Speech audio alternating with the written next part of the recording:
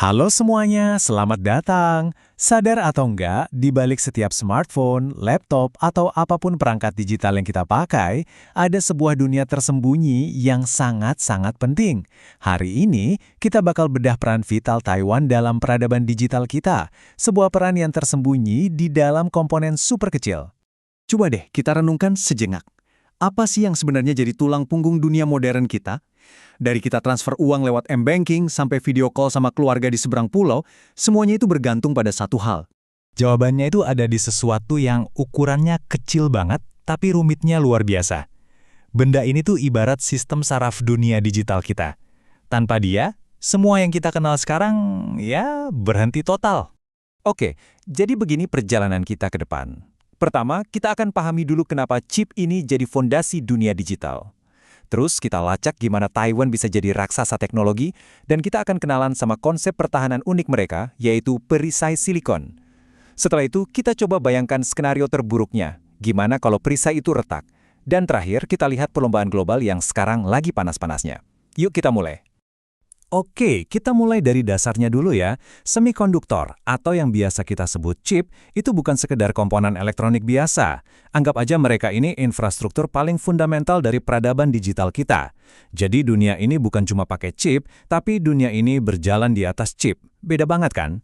Jadi pertanyaannya, gimana ceritanya sebuah pulau kecil bisa jadi pusat manufaktur teknologi paling canggih di planet ini? Percaya deh, ini bukan kebetulan sama sekali. Ini adalah hasil dari sebuah strategi yang direncanakan dengan sangat matang. Dan kalau kita lihat lini masanya, ini jelas bukan untung-untungan.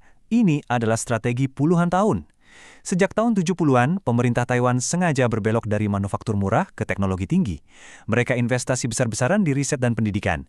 Puncaknya, tahun 1987 saat TSMC didirikan. Nah, langkah inilah yang mengubah peta teknologi global selamanya. Nah, ini dia inovasi utamanya, model foundry. TSMC bikin keputusan jenius. Mereka nggak akan desain chip sendiri. Sebaliknya, mereka mau jadi pabrik terbaik di dunia untuk semua perancang chip. Ini bikin perusahaan kayak Apple dan Nvidia bisa fokus 100% pada desain, tanpa pusing mikirin biaya membangun pabrik yang super mahal. Cerdas banget kan? Hasilnya, benar-benar gila. Taiwan, lewat TSMC, dan perusahaan lainnya, sekarang menguasai lebih dari 60% pasar manufaktur chip kontrak global. Ini bukan sekedar unggul, ini dominasi. Tapi, poin yang paling krusialnya itu ada di sini. Kalau kita persempit lagi, khusus untuk chip yang paling canggih, yang jadi otaknya AI, superkomputer, dan smartphone flagship kita, dominasi Taiwan itu jadi hampir mutlak, di atas 90%. Praktis, hampir nggak ada yang bisa menandingi mereka di level ini. Ketergantungan global yang super ekstrim ini akhirnya melahirkan sebuah konsep geopolitik yang unik banget, yang dikenal dengan nama perisai silikon. Idenya sebenarnya simple tapi sangat kuat, karena seluruh dunia butuh banget chip dari Taiwan, maka nggak ada satu negara pun yang punya kepentingan untuk mengganggu produksi di sana. Kenapa? Karena gangguan sekecil apapun bakal merugikan semua orang, termasuk si penyerang itu sendiri. Ini adalah bentuk pertahanan lewat ketergantungan ekonomi bersama. Dan disinilah letak paradoksnya yang luar biasa. Ketergantungan global ini ibarat pedang bermata dua. Di satu sisi ini adalah senjata ekonomi Taiwan yang sangat kuat, tapi di sisi lain, justru ketergantungan inilah yang membuat stabilitas Taiwan jadi urusan semua negara besar, dan pada akhirnya menjadi perisai pelindungnya. Tapi namanya juga perisai kan? Tetap aja bisa retak. Jadi apa yang sebenarnya bakal terjadi kalau rantai pasok yang super penting ini tiba-tiba putus? Yuk kita coba bayangkan skenario yang paling ditakuti ini. Coba deh bayangkan skenario ini. Gimana kalau besok semua pabrik chip di Taiwan berhenti beroperasi? Dampaknya tuh bakal jauh lebih parah daripada kelangkaan chip yang kita alami pas pandemi kemarin. Ini bukan lagi sekedar gangguan kecil. Ini adalah guncangan sistemik global. Buat kita sebagai konsumen, dampaknya bakal langsung terasa. Peluncuran iPhone baru, laptop baru, PS5, semua bakal tertunda. Harga semua barang elektronik bakal meroket.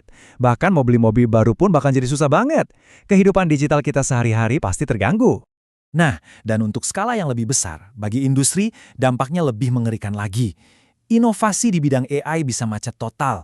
Perusahaan cloud raksasa seperti AWS dan Google nggak bisa nambah server. Lini produksi di seluruh dunia bisa berhenti karena nggak ada komponen inti. Ini sangat berpotensi memicu resesi ekonomi global. Jadi, biar jelas ya, ini bukan berarti besok internet langsung mati atau kiamat digital. Bukan begitu. Tapi, kita bakal masuk ke era stagnasi teknologi yang dalam dan panjang.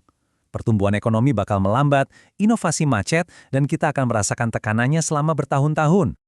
Kesadaran akan risiko inilah yang akhirnya ibaratnya membangunkan dunia dari tidurnya.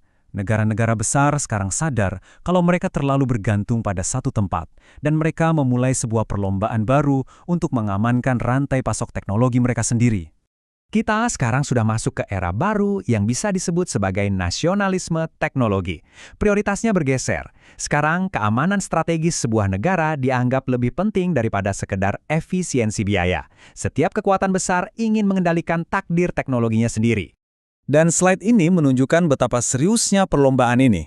Amerika Serikat dengan Chips Act-nya, Uni Eropa, dan juga Jepang. Mereka semua menggelontorkan puluhan miliar dolar untuk membangun pabrik chip di negara masing-masing. Tujuannya cuma satu, mengurangi ketergantungan pada Taiwan. Tapi tentu ada harga yang harus dibayar. Membangun pabrik canggih di luar Asia itu jauh lebih mahal. Sebuah laporan bahkan memperkirakan kalau rantai pasok yang terpecah-pecah ini bisa bikin harga chip naik antara 35–65%. Dan pada akhirnya, siapa yang bayar? Ya kita, para konsumen. Jadi, ini semua meninggalkan kita dengan sebuah pertanyaan besar. Apakah kita sedang menuju masa depan di mana teknologi jadi lebih terfragmentasi, lebih mahal, tapi mungkin lebih aman untuk tiap negara? Atau apakah dunia akan menemukan cara baru untuk bekerja sama dalam rantai pasok yang super krusial ini? Satu hal yang pasti, peta teknologi global sedang digambar ulang, tepat di depan mata kita.